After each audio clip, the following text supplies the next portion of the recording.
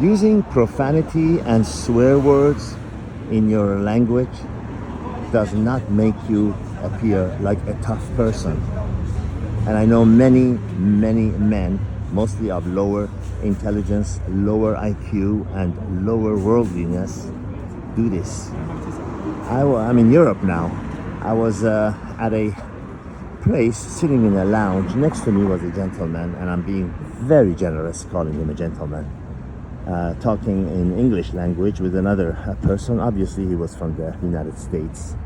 And I am not joking with you. Every 2-3 words was the F word, and needlessly F word. They were talking about music. I'm just giving you an example. You know who you are. You know how you talk. You know what I'm talking about. You know it when others are doing what I'm about to explain to you. He was talking about the type of music that he listens to. And instead of saying, I enjoy this kind of music, or this is the kind of music I choose to listen to, he said, I fuck around with this. And sometimes I fuck around with it. What kind of a language is that?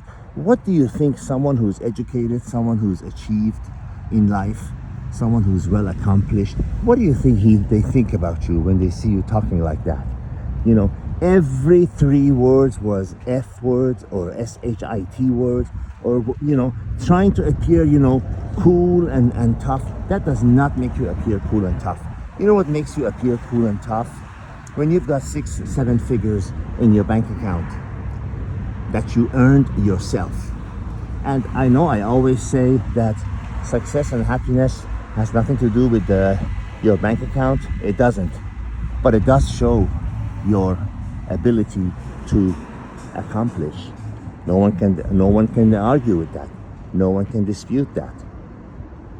If you've earned that kind of money, that means you've provided some kind of a product or service that people want and are willing to pay for.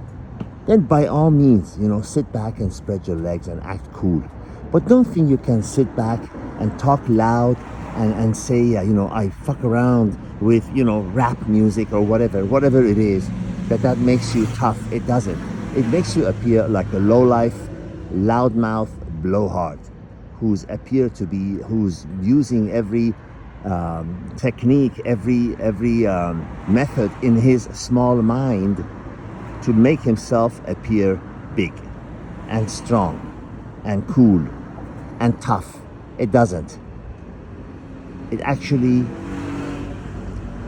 portrays you as the opposite of those things.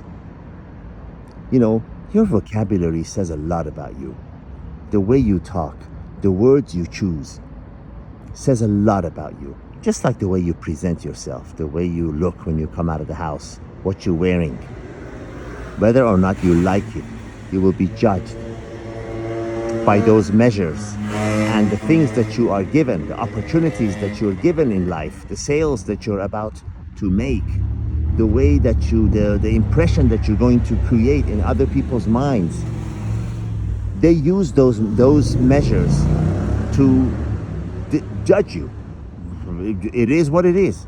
And as within, so without. Someone who talks like that, can you imagine, someone who's accomplished, someone who's created something, I don't know, let's use an extreme example. Let's use Robert Oppenheimer. Do you think he says, I fuck around with nuclear, protons and neutrons and electrons, and I fuck around with splitting atoms? I don't think so. It's usually the lowest of life. Now, in this particular case, I couldn't help. He was talking loud, wanting to be heard by others, and he was saying that he manages a certain brand, a certain company of gymnasiums, about 20 of them. He manages them, and he's a special trainer that goes around and trains other trainers on how to, be fit and everything. And he was sporting a pronounced beer belly. Sometimes you just have to be careful what you're lying about, how falsely you're presenting yourself.